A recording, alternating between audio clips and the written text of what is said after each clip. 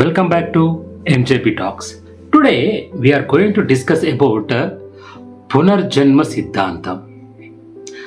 ఈ పునర్జన్మ సిద్ధాంతం అనేది ఎలా మొదలైంది అంటే మన నాగరికతల గురించి తెలుసుకోవాలి. అదేనండి మన సివిలైజేషన్స్. మీ అందరికీ సివిలైజేషన్ గురించి అన్నీ తెలుసు, బట్ ఈ సిద్ధాంతం అనేది ఎక్కడ నుంచి మొదలైందో కావాలంటే ఇవన్నీ మనకి ఒక ఐడియా ఉన్నప్పుడు మాత్రమే ఈ సిద్ధాంతం ఎక్కడి నుంచి ఉంది అనేది తెలుస్తుంది. అసలు మన సివిలైజేషన్స్ మెయిన్గా ఈ నాగరికతల గురించి చెప్పాలంటే 4 నాగరికతలు ప్రపంచవ్యాప్తంగా బాగా అభివృద్ధి చెందినాయి, బాగా పేరు పొందినాయి 4 సివిలైజేషన్స్ ఉన్నాయండి. 1 మెసపటోనియా, 2 ఈజిప్ట్, 3 సింధు నాగరికత, 4 చైనా నాగరికత. మొట్టమొదటగా మెసపటోనియా నాగరికత.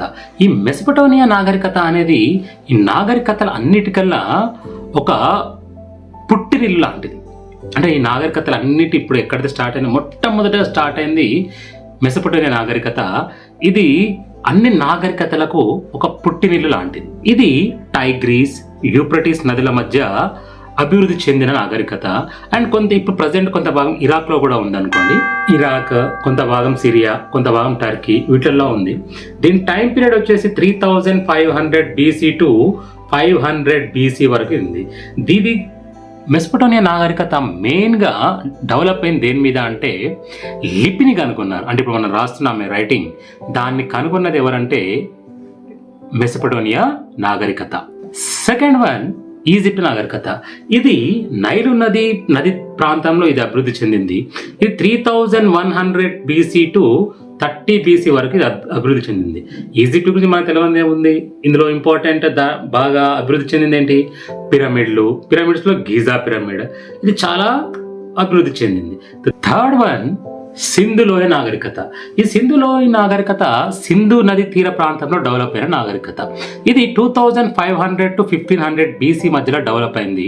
దీంట్లో మెయిన్గా ఇంపార్టెంట్ ఏంటంటే ఇటుకలతో ఇల్లులు కట్టడం అనేది ఈ నాగరికతలో అభివృద్ధి చెందింది. ఈ సిస్టమ్ గ్రిడ్స్ కానీ ఇవన్నీ ఇదే నాగరికతలో అభివృద్ధి చెందిన నాగరికతలో సింధులోయ నాగరికత ఒకటి.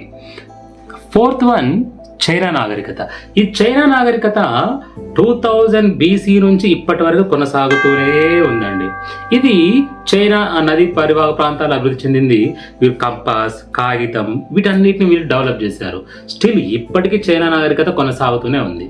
నెక్స్ట్ ఇవి మెయిన్గా ఉన్న మన 4 నాగరికతలు. ఇంకా చిన్న చిన్నవి కూడా ఉన్నాయండి. మాయన్ నాగరికత అండ్ గ్రీక్ నాగరికత, ఇలా చిన్న చిన్న చాలా ఉన్నాయి. మాయన్ నాగరికత వచ్చేసి 1500 BC టు ఆ టైంలో బాగా డెవలప్ అయిందండి. ప్రపంచానికి ఎంతో ఉపయోగపడ్డ నాగరికతలు ఇవన్నీ. ఇప్పటికీ మనం వీటి మీద ఆధారపడి లిపి ఇప్పుడే ఉపయోగిస్తాం, పేపర్ ఉపయోగిస్తాము, అండ్ ఇటుకలతోనే మన ఇల్లు కట్టుకుంటున్నాము, వీటన్నిటిని ఉపయోగిస్తున్నాము. ఇంకొకటి ఏంటంటే అసలు ఈ నాగరికతలకి ఒకదానికి సంబంధం లేని నాగరికతలు ఇవన్నీ. ఒకటేమో Mesopotamia, Iraq, Syria, Turkey. Second one ఏమో ఈజిప్ట్ నాగరికత, ఈజిప్ట్. థర్డ్ వన్ సింధు, మన ఇండియన్. ఫోర్త్ వన్ చైనా నాగరికత. ఈ నాగరికతలన్నిటికీ అసలు దానికి లింకింగ్ లేని పాయింట్స్ ఉన్నాయి. మరి వీటిని బట్టి నేను చెప్పే టాపిక్ ఎలా లింక్ అయి ఉంటుంది అంటే వీటన్నిటిలో కామన్గా ఒక పాయింట్ ఉందండి. ఎవరు గమనించారో నాకు తెలియదు, కానీ వీటన్నిటికి కలిగిన కామన్ పాయింట్ ఏంటంటే ఆరాధన క్రమం, దేవులని ఆరాధించే పద్ధతి. ఓకేనా? ఈ 4 నాగరికతల్లో కూడా ఎవరికి వాళ్ళకి సంబంధించిన డిఫరెంట్ దేవుళ్ళని, విగ్రహాలని, వీటిని పెట్టుకున్నారు. ఒకదానికి సంబంధం లేదు. కానీ ఈ 2 మాత్రం Mesopotamia and Egypt and India and China, ఈ 4 నాగరికతల్లో 2 దేవుళ్ళు మాత్రం 4 నాగరికతల్లో పూజించారు. తెలుసా మీకు? ఫస్ట్ వన్ సూర్యుడు, సెకండ్ వన్ స్నేక్. కారణం చెక్ చేసుకోండి. ఈ 4 నాగరికతల్లో ఈ 2 తప్ప మిగతా అన్ని డిఫరెంట్ గా వాళ్ళు పూజించారు. మన ఇండియా ఇప్పుడు ప్రజెంట్ రాముడు, సీత, వీళ్ళందరూ అంటాం కదా, వీళ్ళందరినీ పూజించారు. కానీ సింధులోయ నాగరికత, ఫస్ట్ ఆఫ్ ఆల్ ఈ నాగరికతలు అన్నిట్లో వీళ్ళందరూ ఎవరంటే ప్రకృతిని ప్రేమించే వాళ్ళు. ప్రకృతిలో వీళ్ళు ప్రేమించింది రెండింటిని, ఒకటి సూర్యుడు, ఒకటి నాగపాము. కామన్గా నేను చెప్పేది డిఫరెంట్ కొంతమందిని ఎద్దుని పూజించారు, కొంతమందిని సింహాన్ని పూజించారు, కొంతమంది గద్దల్ని పూజించారు. ఓకే, ఈజిప్ట్ నాగరికత గద్దలు వీటన్నిటిని పూజించారు. ఓకే, మన దగ్గరకు వచ్చేసరికి ఆవును పూజిస్తున్నాము, వీటన్నిటిని పూజిస్తున్నాము. చైనాలో పామును పూజిస్తారు, డిఫరెంట్ వాటిని పూజిస్తారు. కానీ ఇవి నాలుగిట్లో కామన్గా ఉంది ఏంటో తెలుసా? సూర్యుడు అండ్ పాము. ఓకే, సూర్యుడు అంటే మనకి వెలుగునిస్తుంది, అంతా బాగానే ఉంది. మరి ఈ పామును ఎందుకు పూజిస్తున్నట్టు ఎప్పుడైనా ఆలోచించారా? అంటే ఇక్కడే అస్సలైన కిటుకు ఉంది. ఏంటంటే పాముకున్న ఒక స్పెషాలిటీ దేనికి లేదండి, తెలుసా? పాముకున్న స్పెషాలిటీ ఏంటో, పాము తన చర్మాన్ని విడిచేసి, పాత చర్మాన్ని విడిచేసి కొత్త చర్మాన్ని కలిగి ఉంటుంది. Do you know that? దాన్నే కుబుసం ఇప్పడం అంట. ఆ టైంలో దానికి ఉన్న కోపం దేనికి ఉండదు. అండ్ అది ఆ చర్మాన్ని చూస్తే నిగనిగలాడిపోతుంది కదా. దాన్ని బేస్ చేసుకొని మన పూర్వీకులు పునర్జన్మ అనే సిద్ధాంతాన్ని డెవలప్ చేశారు. అయితే ఇంకొకటి కూడా ఉందండి, ఏంటో తెలుసా? ఇప్పుడు గ్రద్ద ఉంది కదా, గ్రద్ద కూడా తన రెక్కలన్నిటిని విడిపించుకొని పీకేసి కొత్త రెక్కల్ని మళ్ళా వస్తుంది. గ్రద్దకు కూడా తెలుసా మీకు? అది పైన కొండ మీదకి వెళ్ళి తన రెక్కలన్నిటిని పీక్కొని పాత వాటిని మళ్ళీ కొత్త పెరిగాకే మళ్ళా అది డైవ్ చేస్తుంది. బట్ గద్దని అలా పోల్చలేదు, పాముని మాత్రం ఎందుకు దేవునిలాగా పోల్చారు? అన్ని నాగరికతలో కామన్గా ఎందుకుంది అనేది ఆలోచించాల్సిన విషయం. పాముని ఒక దేవునిలాగా పూజించారు వాళ్ళు. 4 నాగరికతల్లో ఒక పునరుజ్జన్మ గురించి దాన్ని బేస్ చేసుకొని ఒక దేవునిలాగా పూజించారు మన పూర్వీకులు. ఎందుకు దాన్ని పూజించారు? పాముకున్న ప్రత్యేకత ఏంటంటే, ప్రతి జంతువులో కొన్ని ప్రత్యేకతలు ఉంటాయి. ఫర్ ఎగ్జాంపుల్, ఏనుగును తీసుకున్నాం అనుకోండి, అది వెళ్ళిన దారిలోనే మళ్ళా వెనక్కి రాగలుగుతుంది, అంటే ఆ దారిని గుర్తుపట్టగలుగుతుంది, అది దాని ప్రత్యేకత. కుక్కను తీసుకున్నాం అనుకోండి, విశ్వాసంలో ప్రత్యేకత.